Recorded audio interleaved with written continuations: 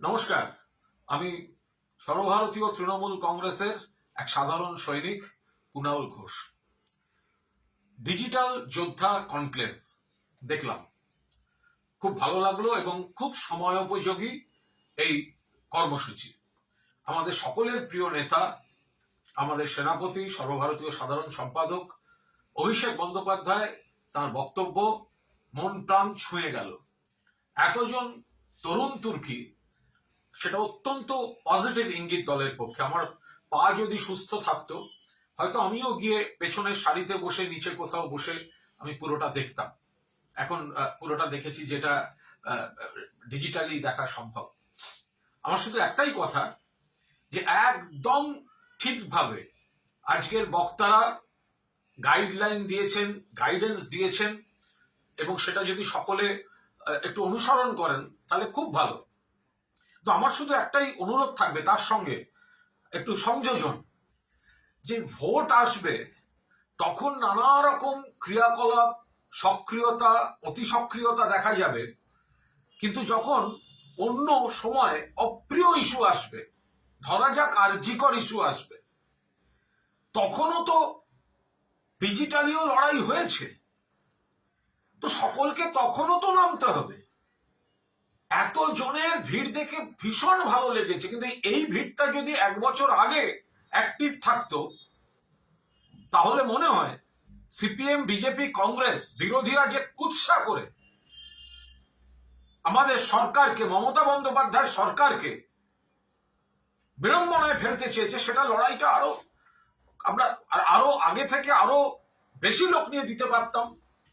একতরফা তখন মাননীয় মুখ্যমন্ত্রী, আর এপাশে কিছু সোশ্যাল মিডিয়ায়, কিছু মিডিয়ায় হাতে গোনা কয়েকজন, এবং অবশ্যই জেলার কিছু সোশ্যাল মিডিয়ার ছেলে মেয়ে আছে, তারা তাদের গোষ্ঠী উদ্ধার করে দিয়েছে। বাকিরা, তারা তো লড়েছে, তারা তো এক ইঞ্চি জমি ছাড়েনি, ঘরে বাইরে লড়েছে তারা। তো ফলে আজকের এত সুন্দর যে গাইডলাইন গুলো, তার সঙ্গে আমার মনে হলো একটা যোগ করে দিয়ে একজন সহকর্মী হিসাবে, যে লড়াইটা চলুক, কিন্তু এই লড়াইটা শুধু ভোটের সময়ের নয়, এই লড়াইটা কিন্তু 12 মাসের লড়াই। অনেক সোশ্যাল মিডিয়ার কর্মী কিভাবে রিচার্জ করবে বেচারারা, সেটার থেকে নেশায় দলকে বলেছে, মুখ্যমন্ত্রীকে বলেছে, নেতাদের বলেছে, লড়ে যাচ্ছি।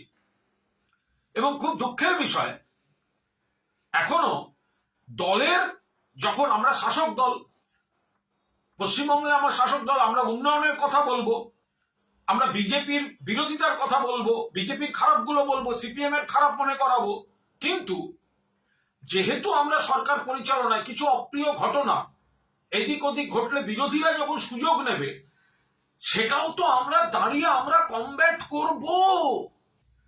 ফলে আজ এত বক্তৃতা শুনেছি, আমার মন ভরে গেছে।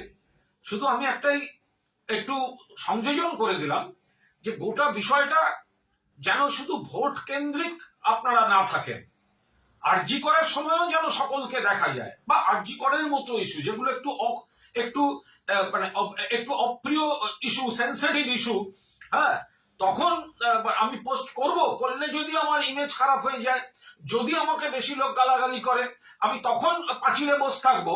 আবার ভোটের সময় এসে আমি শুধু উন্নয়ন আর বিজেপির খারাপের কথা বলবো, এটা নয়। কিন্তু মমতা বন্দ্যোপাধ্যায়, অভিষেক বন্দ্যোপাধ্যায় এটা চান না। ফলে সবাই মিলে, এবং বেশ কিছু ওয়ার্কারকে আমি চিনি, তারা হয়তো আজ কোনো কারণে যেতে পারেনি, কিন্তু তারা ডিজিটালি প্রবলভাবে সক্রিয় ডিজিটালি। অ্যাকচুয়াল লড়াইটা যারা দিয়ে গিয়েছেন, তারা অনেকে কোনো কারণে হয়তো যেতে পারেননি, কিন্তু সারা বছর এই ডিজিটাল ওয়ার্কাররা সক্রিয় থাকুক, এবং ভোটেও বিজেপির এই কুৎসাকে ঠেকাতে, সিপিএম এর নোংরামিকে ঠেকাতে, কংগ্রেসের একাংশের নোংরামি ঠেকাতে ডিজিটাল ওয়ার্কাররা এই কনক্লেভ বছর বছর হোক, অত্যন্ত ভালোভাবে হোক। উদ্যোক্তা যারা আছেন এবং আইপ্যাক সংস্থা, আমি তাদের অভিনন্দন জানাচ্ছি।